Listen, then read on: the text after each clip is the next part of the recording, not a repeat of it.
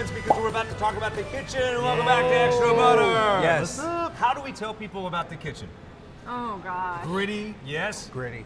Dark. Yes.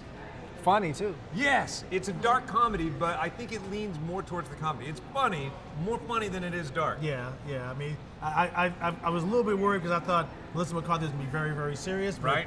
she had a little dark edge to her.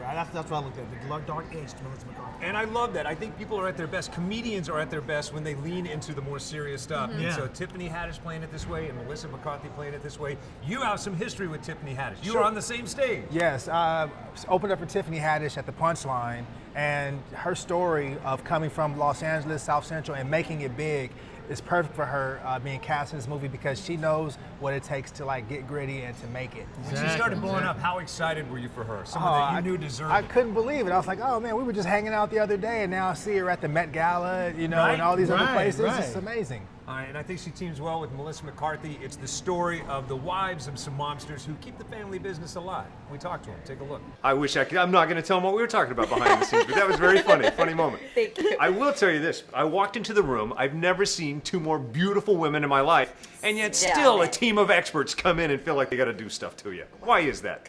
Never enough. Never enough. Never beautiful enough.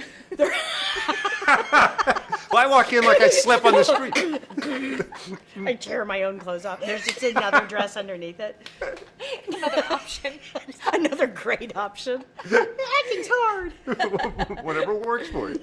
Nice to see both of you. Thank Awesome you. work in this. Thank you. I parallel all three of the main characters in this movie to my experience with my wife. There's a lot of love and fear going on all at the same time.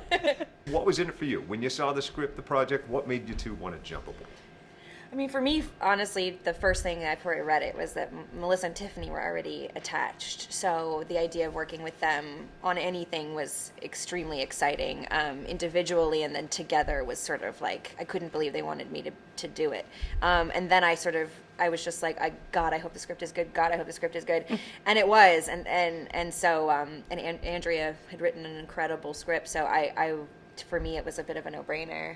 Melissa, for you, the first act of this movie, you have this sustained worry on your face the entire movie, that part of the movie. Well, and I think that's part of what drew me to Kathy, the character I play. I liked how real it was. I liked that it was a mom of two that was just really worried about paying the rent, getting bills done, is her husband safe? And I liked the progression and how real it was and the struggle. And I love a complicated character. I love a character that is doing all the wrong things, and yet you find yourself almost rooting for her. I think that takes really, really great writing to make that balance. Tiffany and Melissa make this movie. I don't know that it would be as successful if not for these two.